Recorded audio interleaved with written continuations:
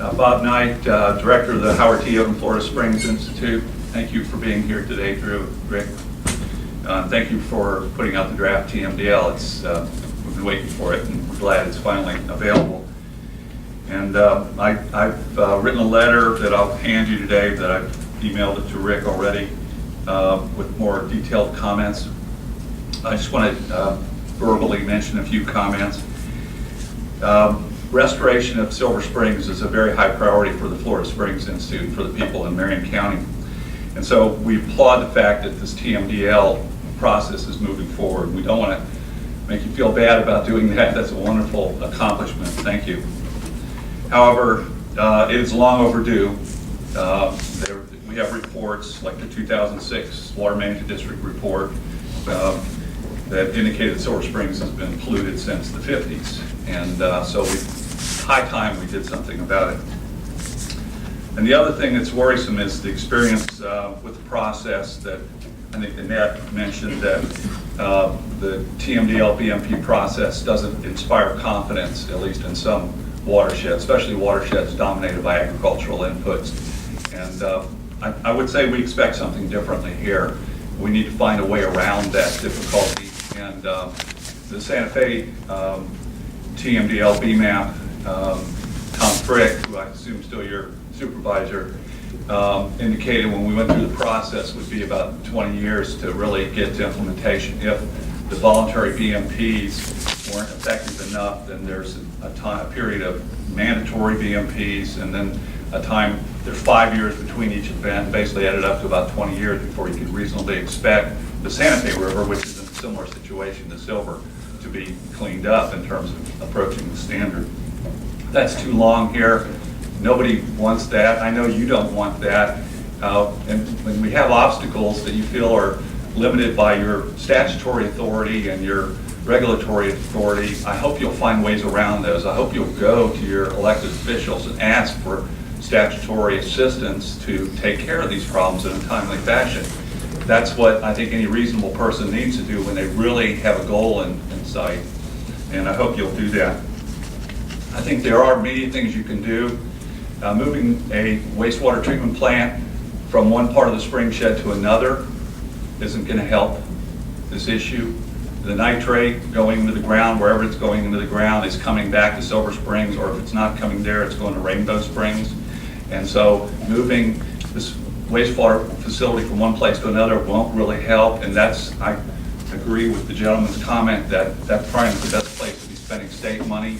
That may be a local decision to do that for administrative reasons, but it's not a good way to spend state money to help Silver Springs. It won't help Silver Springs, in my opinion. What I think would help Silver Springs is similar to what you did in the Wekiva River Basin, and that is to require advanced nitrogen removal in all the wastewater facilities within the entire spring shed of Silver Springs. And I think you should use the actual spring shed, the historic spring shed, which is 1,200 square miles, almost 3 times larger than the one that you're considering right now in the TMDL, and that is in my letter. That spring shed has been well defined by the U.S. Geological Survey. It certainly has shrunk over the recent period, and that's why we're seeing reduced flows at Silver Springs, but it nevertheless is the historic spring shed, and all nitrogen loads put on that land sometime in the future will be coming to Silver Springs if we can ever restore the groundwater table to what it should be. So I would prefer you use that whole area when calculating your loads.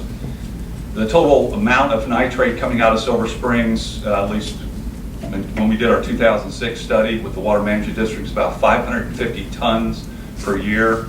550 tons. The guy got his decimal point a little mixed up in terms of the amount of nitrate that would come from the Adena Springs Ranch. It's more like 250 tons per year. It's a lot of nitrate.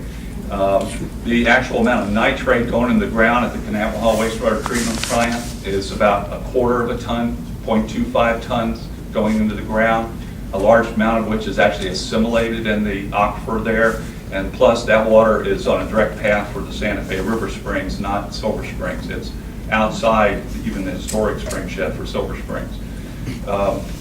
That's not an issue. The issue is in this 1,200 square mile area that's been receiving fertilizer inputs for many, many decades and was already showing contamination in Silver Springs, over the 0.35 standard as long ago as 1950 when Dr. Odom studied Silver Springs.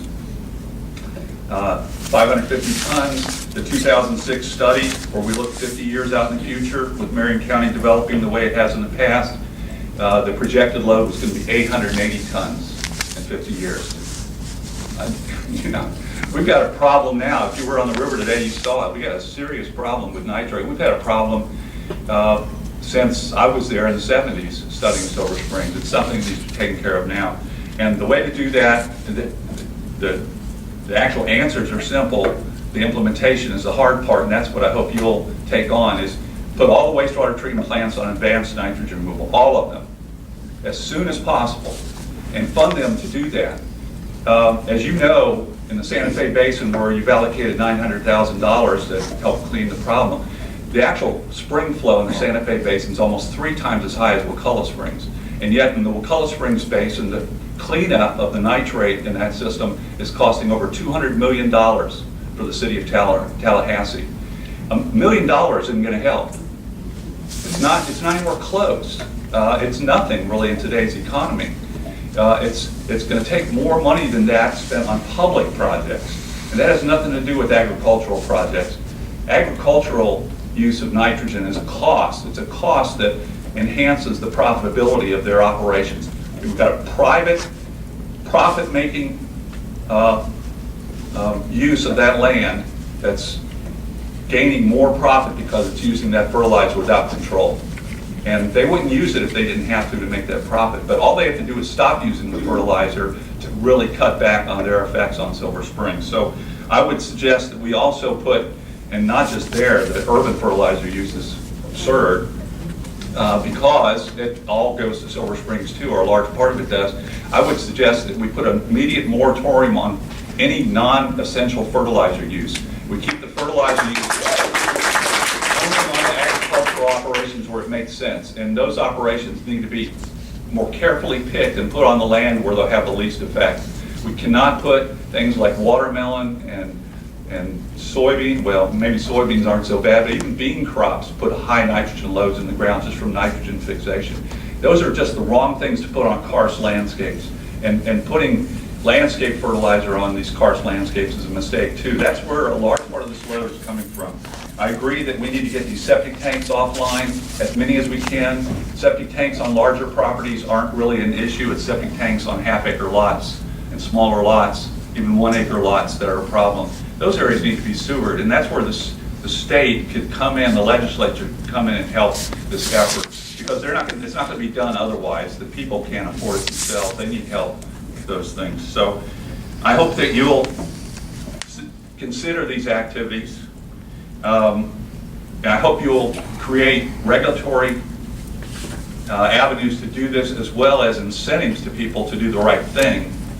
And if Mr. Stronach would just put longleaf pine on his 30,000 acres instead of 15,000 cows. 15,000 cows produce the nitrogen waste of 160,000 people with no wastewater treatment.